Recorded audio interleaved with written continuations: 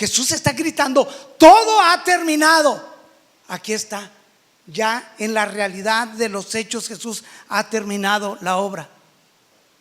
Ya después de terminar su obra de redención, Cristo en ese momento, completamente molido, saca las últimas fuerzas que le quedan y en un esfuerzo sobrehumano que rompe toda lógica, levanta su cuerpo de una posición asfixiante que representa un dolor tal que tuvo que inventarse una palabra para describir tal dolor. Y es la palabra excruciante, que significa de la cruz. No había palabra para describir ese dolor. Así que todos sus músculos, sin importar aquellos que habían sido atravesados por 3 inmensos clavos que parecían cinceles puntiagudos, se concentraron en un último esfuerzo en sus pulmones. Y entonces, con todas las fuerzas que aún le quedan, saca de lo profundo de su alma, de su mente y de su corazón un grito de victoria que el cielo reconoció. Consumado es. Imagínate gritándolo con todas las fuerzas. Voy a mencionar esta palabra tetelestai para que tú la recuerdes, porque es solamente una palabra. Cuando da este grito, entonces pregunto, ¿qué significado tiene esta palabra? Bueno, esta palabra significa que el Padre está satisfecho. Cuando Cristo grita con todas sus fuerzas, mira lo que Isaías profetizó años atrás diciendo: cuando vea todo lo que se logró mediante su angustia, quedará satisfecho. Ahí está el Padre, completamente satisfecho. ¿Por qué? Porque la santidad de Dios ha sido honrada. La justicia del juez justo ha sido satisfecha. La ira santa contra el pecado ha sido aplacada. La expiación por los pecados ha sido purgada. La obra de salvación ha sido efectuada en su totalidad. Y toda la deuda por el pecado ha sido pagada y cancelada. Y el Padre está satisfecho por eso. Pero mira, escucha, iglesia, algo más que el profeta continúa diciendo: y a causa de lo que sufrió, mi siervo justo hará posible que muchos sean contados entre los justos, porque él cargará con todos los pecados de ellos. Puedes leer de corrido, pero ¿sabes qué aquí hay? ¿Entiendes el propósito de sus sufrimientos? Mira, voy a repetir: y a causa de lo que sufrió, mi siervo justo hará posible que muchos sean contados entre los justos. Ese es un glorioso intercambio, porque no siendo justos, en su sufrimiento nos hizo justos. Y entonces eso es imputación. ¿Y sabes lo que significa? Que mi culpa es transferida a él, pero su justicia es transferida a mí. Entonces Dios me ve en mí la santidad de su Hijo. Tetelestai, grita. Es una sola palabra, pero en una sola palabra está contenida la obra de la redención de principio a fin. Ahí está el Evangelio. Amén. En una sola palabra. ¿Querías escuchar la Biblia completa en una sola palabra? Está en el clamor de Jesús, porque está la obra de redención. Es una palabra de victoria. Y quiero que te concentres bien. Es una palabra de victoria. Es un grito de triunfo. Es un clamor de redención y de libertad. ¿Por qué? Porque las cadenas del pecado nos han sido rotas. Los cerrojos de la prisión donde estábamos recluidos han sido despedazados. Amén. Los condenados ahora son justificados y los presos son liberados. Y entonces el trono de justicia se ha vestido como un trono de gracia. Amén. Y allí nos podemos acercar confiadamente para alcanzar misericordia y oportuno socorro. El gran guerrero ha vencido a nuestro favor y merece toda nuestra adoración todos los días que nos reunamos, hermanos. Amén. Mira cómo el Padre le reconoce. ¿Cómo no le vamos a reconocer tú y yo? Mira lo que dice Isaías 53:12 al principio: yo le rendiré los honores de un soldado victorioso porque se expuso hasta la muerte. Ve cómo Dios le está honrando a su hijo y le dio un nombre sobre todo nombre, para que en el nombre de Jesús se doble toda rodilla. Amén. Así que mira, una parte de un poema o un himno antiguo dice así: la cabeza que alguna vez fue coronada con espinas, ahora es coronada de gloria. Una diadema real adorna la poderosa frente del vencedor. El lugar más alto que el cielo ofrece es suyo por derecho soberano. El Rey de Reyes y Señor de Señores es la luz eterna del cielo. ¿Cuántos dicen así es? Amén. Entonces, en su grito que da, ¿puedes escuchar su grito de amor? Te pregunto, cuando dice: todo ha terminado, consumado es. Escucha su grito de amor, su grito de salvación, su grito de misericordia y compasión, y escucha tu nombre.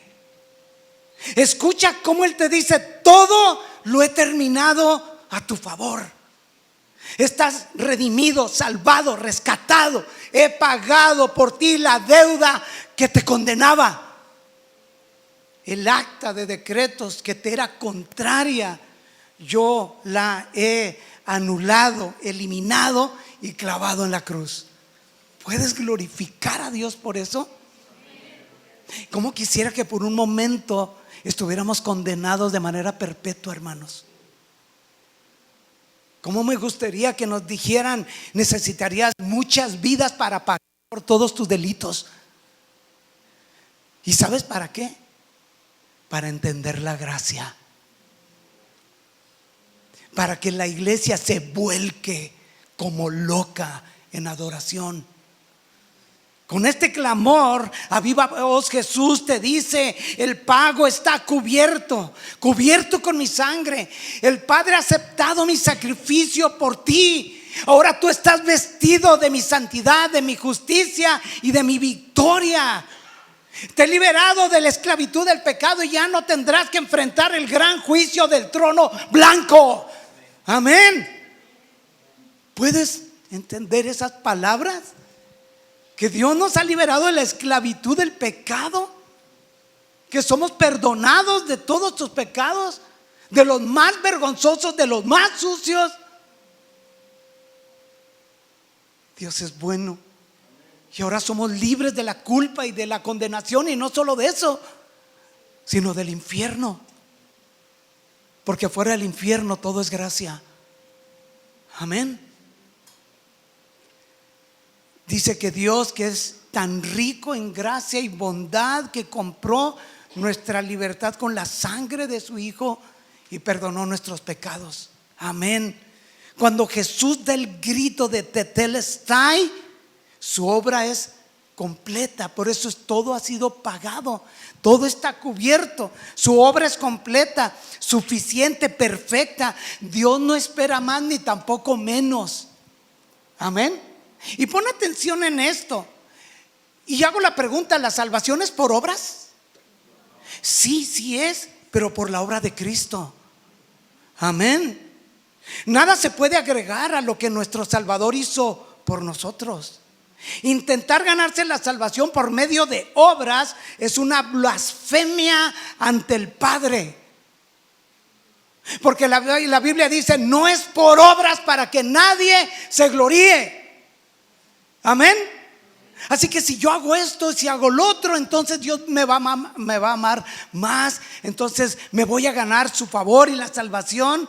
La doctrina de las obras respecto a la salvación fuera de Cristo, escúchame bien, es una doctrina creada, promovida y enseñada por Satanás.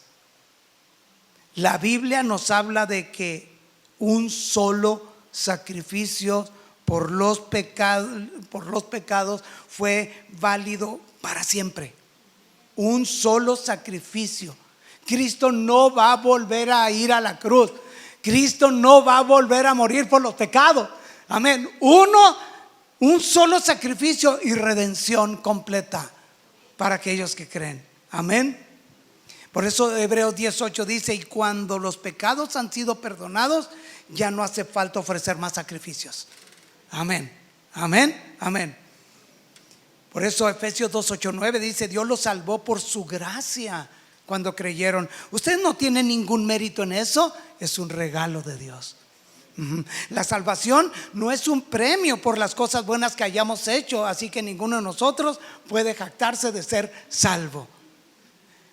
Ahora te hago una pregunta, porque a pesar de tener muchísimos años de cristiano, algunos de nosotros hay palabras que ignoramos, y algunas son como propiciación, expiación, justificación, redención. Bueno, todas ellas están incluidas en este clamor de Jesús, y te voy a decir brevemente cada una de ellas para que lo entendamos. Propiciación significa que Cristo, por medio de su vida ofrecida en sacrificio, y aquí viene el significado, apaciguó, aplacó, extinguió, neutralizó, quitó el enojo de Dios. Amén. Amén. La ira de Dios fue aplacada. Eso es propiciación. Ahora, ¿sabes lo que significa expiación? Significa que Cristo, por medio del derramamiento de su sangre, y aquí viene lo que significa, cubrió, borró, removió, se llevó nuestros pecados para unirnos con Dios. Así que Cristo, por medio de su sangre, cubre el pecado, lo aparta, lo borra de la presencia de Dios, de manera que ya no hay una barrera que nos separe con Dios. Amén, amén. Esa es la expiación. Ya Dios no ve el pecado. Amén. Justificación es un acto judicial de Dios en el que declara al culpable inocente y lo hace meritorio del favor de Dios. Amén. Esa es la justificación. Y la redención significa que fuimos rescatados y liberados de la esclavitud del pecado por medio de Cristo. Él paga por nuestra liberación. Amén. Pero ¿sabes una cosa? Por si tenías esta idea que Jesús le está pagando al diablo, ¿verdad? Para que lo deje salir del mercado de esclavos. No, el pago es a Dios, que fue el ofendido. Amén. Más bien el diablo nos hizo ofender a Dios, ¿verdad? Qué bendición. Estas palabras, lo que significa. Esta palabra de tetelestai, te voy a decir tres cosas que son importantes y que quiero agregar aquí. Era una palabra que usaban los mercaderes para decir: el precio se ha pagado por completo. Cristo pagó con su sangre la deuda del pecado. Amén. Número 2, era una palabra que los pastores y los sacerdotes lo usaban cuando hallaban a una oveja perfecta para el sacrificio. Cristo murió como el cordero perfecto de Dios, sin defecto alguno. Y número 3, era una palabra que los sirvientes la usaban cuando habían terminado su trabajo, para informarle a sus amos que ya lo habían completado. Cristo es el siervo obediente que terminó con toda la obra de la salvación que el Padre le encomendó. Amén. ¿Te puedes alegrar con Cristo? ¿Puedes disfrutar cuando Cristo clama esa palabra? Escúchame bien, porque esta es una parte crucial. Su voz hizo retumbar el universo y el mundo espiritual. El eco de su voz resonó con tal potencia que el cielo se estremeció. Y desde su cruz, su voz viajó aceleradamente por las colinas, atravesó los muros de la ciudad, entró al templo hasta llegar a las cortinas que cubrían el lugar santísimo. Y entonces, como dice Mateo 27:51, en ese momento la cortina del santuario del templo se rasgó en dos, de arriba abajo. Amén. Si están aquí. Amén. ¿qué significado tiene esto? Bueno, antes déjame explicarte lo siguiente. Acerca de la cortina del santuario que cubría la entrada del lugar santísimo. En Éxodo 26, 31 al 33 leemos: para el interior del tabernáculo confecciona una cortina especial de lino de tejido fino. Adórnala con hilo azul, púrpura y escarlata, y con querubines hábilmente bordados. Cuélgala de ganchos de oro que estarán sujetos a 4 postes de madera de acacia. Recubre de oro los postes y colócalos en 4 bases de plata. Cuelga con broches la cortina interior y coloca el arca del pacto en la sala detrás de la cortina. Esta cortina separará el lugar santo del lugar santísimo. Ok, el velo era un recordatorio constante de que el pecado mantenía a la gente apartada de la presencia de Dios. Al pueblo nada más se le permitía entrar solo en el atrio exterior. No podía ni siquiera entrar al lugar santo, porque allí había un velo en la puerta que cerraba toda visión. Solamente los sacerdotes podían entrar en el lugar santo, y ahí diariamente llevaban a cabo sus ministerios sacerdotales. Y ni aun los sacerdotes se les permitía entrar al lugar santísimo y mirar lo que había allí. Prohibido, porque su vista era ocultada de un segundo velo que colgaba a la entrada del lugar santísimo, donde se encontraba el arca del pacto y el propiciatorio. Las dimensiones del velo eran, te las voy a poner aquí, desde aquí 5 metros para allá, después de la pared de altura. O sea, como casi 10 veces esto para arriba. Y de la orilla del cemento hasta allá, hasta la orilla del cemento, era el ancho. Para que tengamos una idea. ¿Puedes imaginarlo? Y al lugar santísimo nada más podía entrar el sumo sacerdote, no un sacerdote, el sumo sacerdote, y solamente una vez al año. Era el día de la expiación. Y el sumo sacerdote llevaba una mitra en su cabeza que decía: santidad a Jehová. Si él no se presentaba en los términos de pureza establecidos en la ley de Dios que le da a Moisés, había una sentencia de muerte. Y había unas campanitas, así que cuando caía muerto el sumo sacerdote, a jalarlo, a sacarlo muerto. ¿Qué comunicaba el velo que cubría el lugar santísimo? Que Dios es santo, que está separado de nosotros, y que en otras palabras Dios es inaccesible. ¿Cuántos dicen amén? Podemos alabar, ¿verdad? Pero es terrible, ¿verdad? Decir que no hay manera de acercarse a Dios. Pero cuando Cristo clama tetelestai, en ese momento la cortina del santuario se abrió de arriba abajo. Entonces, ¿qué significa? Bueno, antes déjame decirte, el velo se rasgó en dos, de arriba abajo. Bueno, lo primero que quiero decirte es que cuando se rasga era exactamente la hora del sacrificio, cuando Cristo por medio de su vida rasga el velo. Imagínate la sorpresa. Ahora, de arriba abajo es porque fue Dios quien la rasgó. Amén. Ahora mira lo que dice Hebreos 10, 19 y 20, para que te goces. Entonces, hermanos, puesto que tenemos confianza para entrar al lugar santísimo, que era prohibido por todos, ni siquiera verlo, nada más una vez al año el sumo sacerdote, pero ahora tenemos confianza para entrar al lugar santísimo por la sangre de Jesús. Amén. Por un camino nuevo y vivo que Él inauguró para nosotros Y escucha aquí con atención, por medio del velo, es decir, su carne. Entonces era una representación de Cristo. Cristo, ahora el camino ahora está abierto.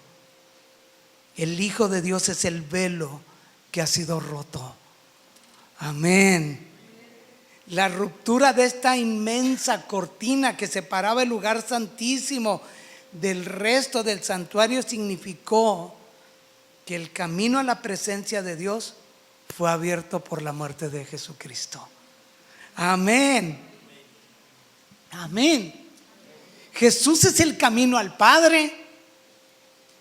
Max Lucado dijo: la cortina está caída, la puerta está abierta y Dios te invita a entrar. Así que somos bienvenidos a entrar a la presencia de Dios cualquier día, a cualquier hora, porque Cristo ha quitado la barrera que nos separaba de Dios. ¿Por qué no le das un aplauso a Cristo? Amén. Amén. Efesios 2:13 dice: pero ahora han sido unidos a Cristo Jesús. Antes estaban muy lejos de Dios, pero ahora fueron acercados por medio de la sangre de Cristo. Amén, hemos sido acercados. Amén. Y me acerco para terminar. Entonces, cuando gritó consumado es, Jesús da un grito nuevamente y dice: Padre, encomiendo mi espíritu en tus manos. Y con esas palabras dio su último suspiro. Qué manera de concluir la vida, ¿verdad? Amén. Amén. Es realmente inaudito cómo Jesús, a pesar de la condición en la que se encontraba, fue capaz de dar un último grito. Aquí dice que después Jesús gritó, después de que el templo, el velo del santuario se rasgó por la mitad, dice: después Jesús gritó: Padre, encomiendo mi espíritu en tus manos. ¿Puedes concebir que todavía Jesús puede sacar un grito? Pero no es un grito de dolor, es un grito de absoluta confianza y contentamiento. Amén. ¿Y por qué? Porque mira, este grito es una poderosa oración de una santa comunión que fue restablecida. Porque después de 3 horas en que el Padre le da la espalda al Hijo y lo abandona, durante 3 horas de densa oscuridad, la comunicación con el Hijo se interrumpió. Por eso esta es una oración, un grito de una comunión restaurada. Pero se interrumpió por nosotros. Entonces, ¿qué podemos decir? La copa se vacía, la tormenta de la ira ha pasado, la oscuridad es pasado, y el Salvador se ve una vez más en la comunión con su Padre para nunca más ser ininterrumpida. Amén, amén. Y con esta exclamación Jesús revela y exhibe públicamente esa comunión que tiene con su Padre. Porque imagínate sus enemigos cuando Jesús grita: Dios mío, ¿por qué me has abandonado? Por eso decimos que nosotros le tuvimos por azotado y por herido de Dios y abatido. Amén. Pensamos que Dios lo estaba castigando. Pero imagínate cuando grita públicamente: en tus manos encomiendo mi espíritu. Qué vergüenza para sus enemigos. Ese grito fue su última oración y sus últimas palabras en la tierra. Amén. 7 palabras en una oración que irrumpió en los cielos hasta llegar al corazón del Padre. Hemos predicado 7 palabras, pero hay 7 palabras en esta última oración, las puedes contar. Y 7 es el número de la plenitud y la perfección. Amén. Mira, hasta en eso todo Jesús lo tenía controlado. Amén. ¿Recuerdas que en Génesis 1:2? Cuando después de que se terminó la creación de los cielos y de la tierra y de todo lo que hay en ellos, dice, cuando llegó el séptimo día, Dios ya había terminado su obra de creación y descansó de su labor, de toda su labor. Bueno, aquí Jesús acaba de terminar con su obra de redención y ahora descansa en las manos de su Padre. Alabado sea Dios. Amén, amén, amén. No ha habido hombre alguno, ni lo habrá, que le haya dado tal honra a su Padre como Jesús lo hizo viviendo en esta tierra. No hay nadie. A través de los evangelios podemos constatar que Jesús rindió su vida a la voluntad de su Padre en perfecta obediencia, a través de la cual lo único que buscó fue darle gloria, honra y alabanza. Amén. Durante 33 años Jesús le confió su vida y así lo hizo en su muerte.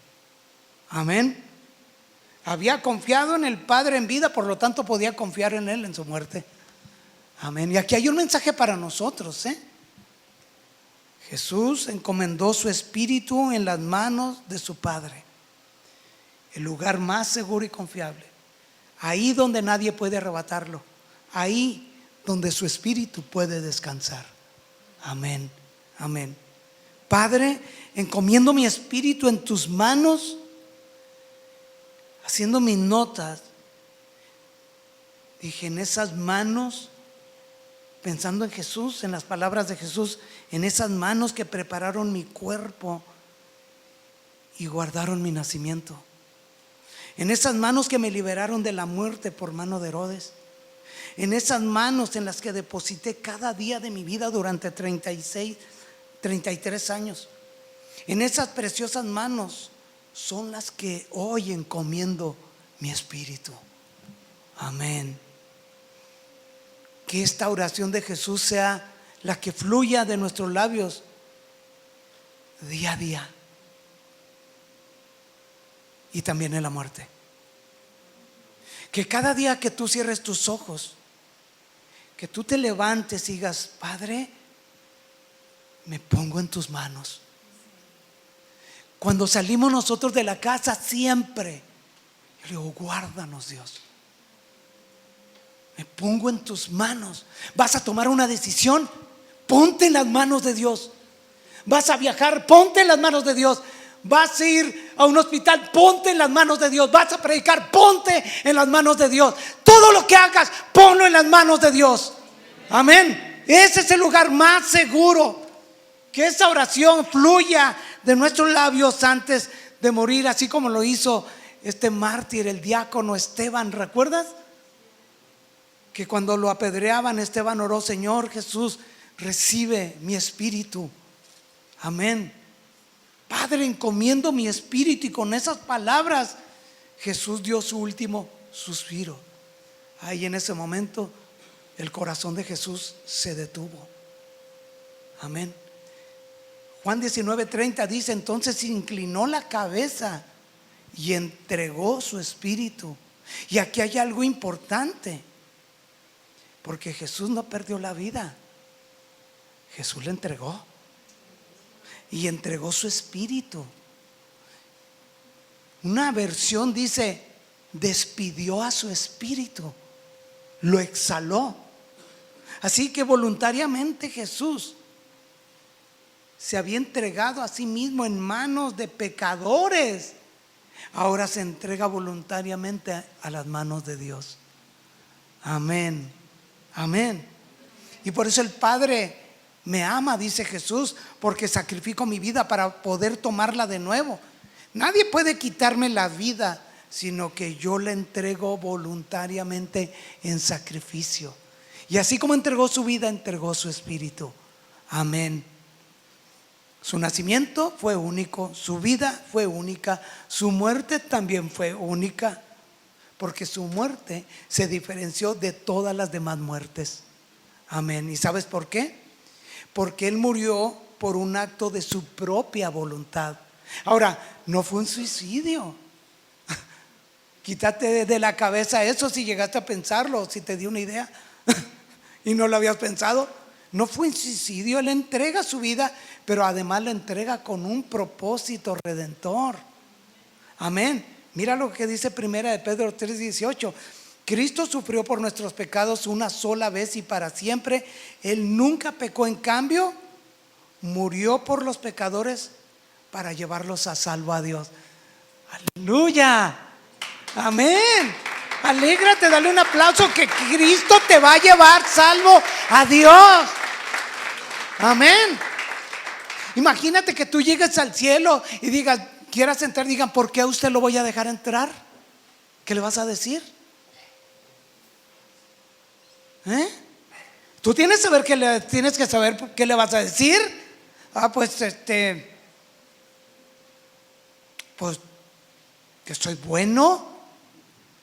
¿Tú qué le vas a decir? Te lo dejo de tarea.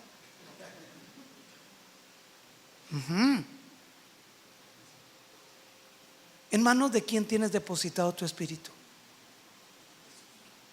¿En las manos de Dios? A ver, les pregunto.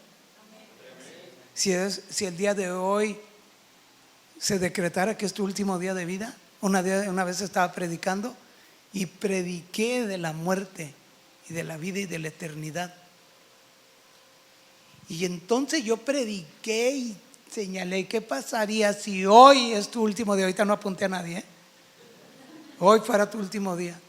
Pues esa tarde me hablaron que un hermano de la iglesia que estaba en esa reunión fue su último día de vida. ¿En manos de quién está depositado tu espíritu? El único lugar donde se puede vivir seguro, donde el espíritu puede descansar después de que del cuerpo muera, con la plena confianza en la eternidad, es en las manos de Dios.